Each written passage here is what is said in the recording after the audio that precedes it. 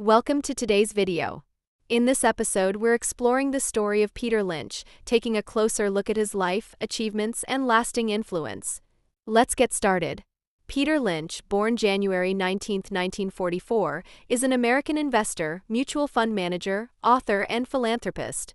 As the manager of the Magellan Fund at Fidelity Investments between 1977 and 1990, Lynch averaged a 29.2% annual return, consistently more than double the S&P 500 stock market index and making it the best-performing mutual fund in the world. During his 13-year tenure, assets under management increased from $18 million to $14 billion. A proponent of value investing, Lynch wrote and co-authored a number of books and papers on investing strategies, including One Up on Wall Street, published by Simon & Schuster in 1989, which sold over 1 million copies. He coined a number of well-known mantras of modern individual investing, such as invest in what you know and 10-bagger. Lynch has been described as a legend by the financial media for his performance record. Early life and education. Peter Lynch was born on January 19, 1944, in Newton, Massachusetts. In 1951, when Lynch was 7, his father was diagnosed with brain cancer. He died 3 years later, and Lynch's mother had to work to support the family. Lynch reports that from his early teens he worked as a caddy to help support the family. During Lynch's time as a sophomore at Boston College, he used his savings to buy 100 shares of Flying Tiger Airlines at $7 per share. The stock would later rise to $80 per share, profits from which helped pay for his education. In 1965, Lynch graduated from Boston College, BC, where he studied history, psychology, and philosophy. He later earned a Master of Business Administration from the Wharton School of the University of Pennsylvania in 1968. Investment career. Fidelity. In 1966, Lynch was hired as an intern with Fidelity Investments partly because he had been caddying for Fidelity's president, D. George Sullivan, among others, at Braeburn Country Club in Newton, Massachusetts. He initially covered the paper, chemical, and publishing industries, and when he returned after a 2-year Army stint, he was hired permanently in 1969. This time, Lynch was charged with following the textiles, metals, mining, and chemicals industries, eventually becoming Fidelity's Director of Research from 1974 to 1977. Fidelity Magellan Fund. In 1977, Lynch was named head of the then-obscure Magellan Fund, which had $18 million in assets. By the time Lynch resigned as a fund manager in 1990, the fund had grown to more than $14 billion in assets with more than 1,000 individual stock positions. From 1977 until 1990, the Magellan Fund averaged a 29.2% annual return, and as of 2003 had the best 20-year return of any mutual fund ever, as of 2017. Taking over when Magellan was a small fund, Lynch had no restrictions imposed by Fidelity on what types of stocks he could buy, and was only limited by laws or regulations. He focused on individual companies he thought were good investments rather than any overarching strategy, starting with large U.S. companies and gradually shifting his emphasis to smaller and international stocks. Lynch found successes in a broad range of stocks from different industries. According to Beating the Street, his most profitable picks while running the Magellan Fund were Fannie Mae $500 million, Ford $199 million, Philip Morris $111 million, MCI $92 million, Volvo $79 million, General Electric $76 million, General Public Utilities $69 million, Student Loan Marketing $65 million, Kemper $63 million, and Lowe's $54 million. Investment philosophy. Lynch has written with co-author John Rothschild 3 texts on investing: One Up on Wall Street, ISBN 0671661035, Beating the Street, ISBN 0671759159, and Learn to Earn. The last-named book was written for beginning investors of all ages, mainly teenagers. In essence, One Up served as theory while Beating the Street is application. One Up lays out Lynch's investment technique, including chapters devoted to stock classifications, the 2-minute drill, famous numbers, and designing a portfolio.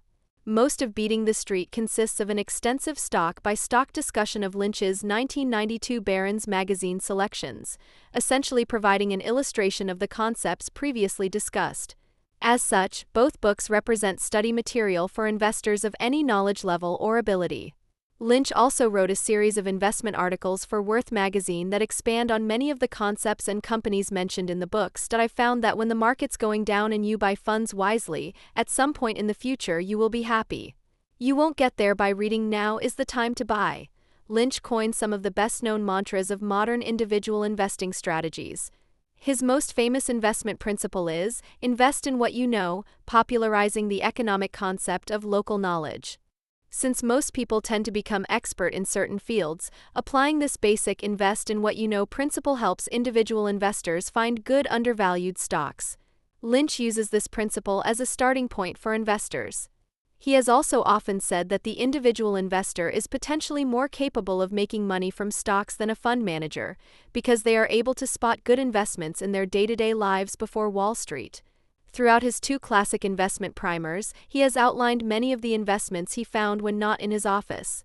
For example, in One Up, Lynch explains how he invested in Dunkin' Donuts not after reading about the company in the Wall Street Journal, but after being impressed by their coffee as a customer.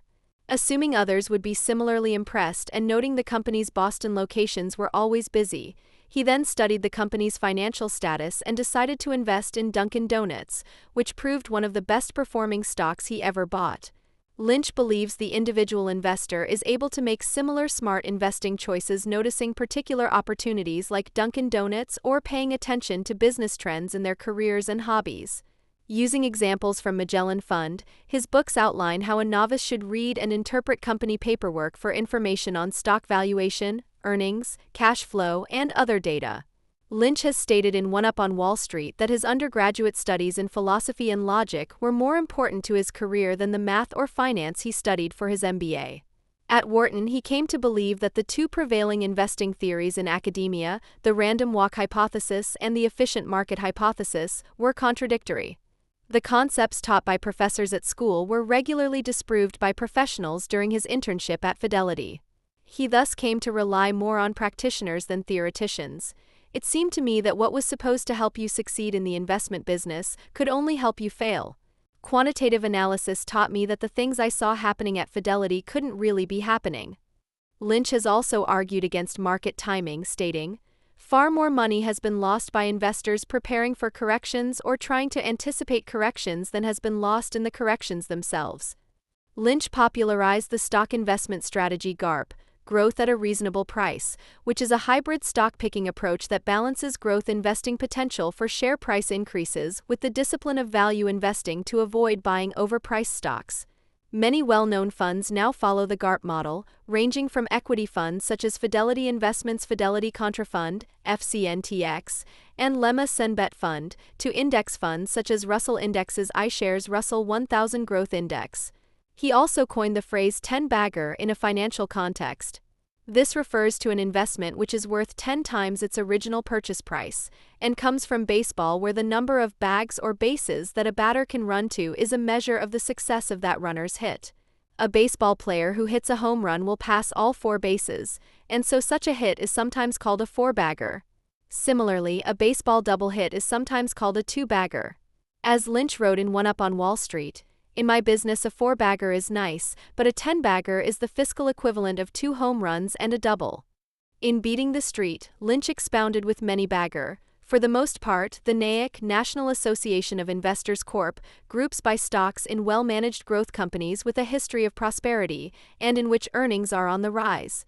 This is the land of the many-bagger, where it's not unusual to make 10, 20, or even 30 times your original investment in a decade.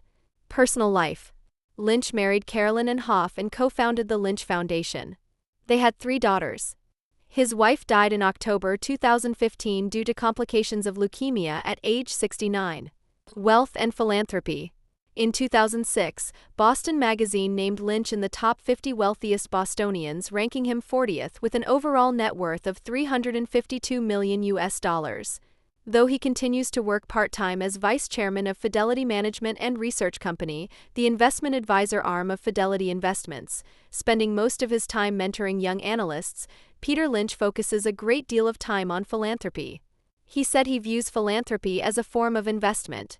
He said he prefers to give money to support ideas that he thinks can spread, such as First Night, the New Year's Eve festival that began in Boston in 1976 and has inspired similar events in more than 200 other communities, and City Year, a community service program founded in Boston in 1988 that now operates in 29 cities across the U.S.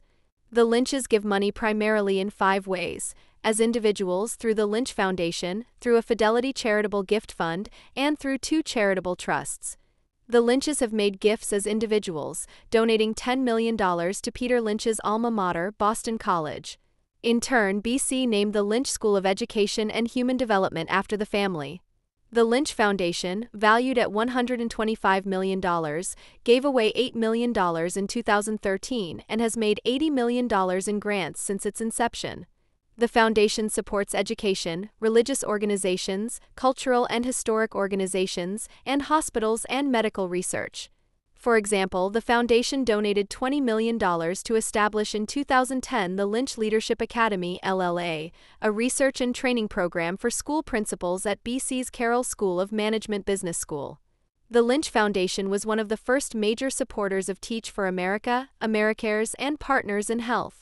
Lynch was inducted into the Junior Achievement U.S. Business Hall of Fame in 1991. Lynch is a member of the Harvard Medical School Board of Fellows. Honors. Lynch received the 1992 Seton Award from the National Catholic Education Association. And that brings us to the end of today's story. Thank you so much for listening, and I hope you enjoyed learning about Peter Lynch. If you found this interesting, don't forget to subscribe for more stories like this. See you next time.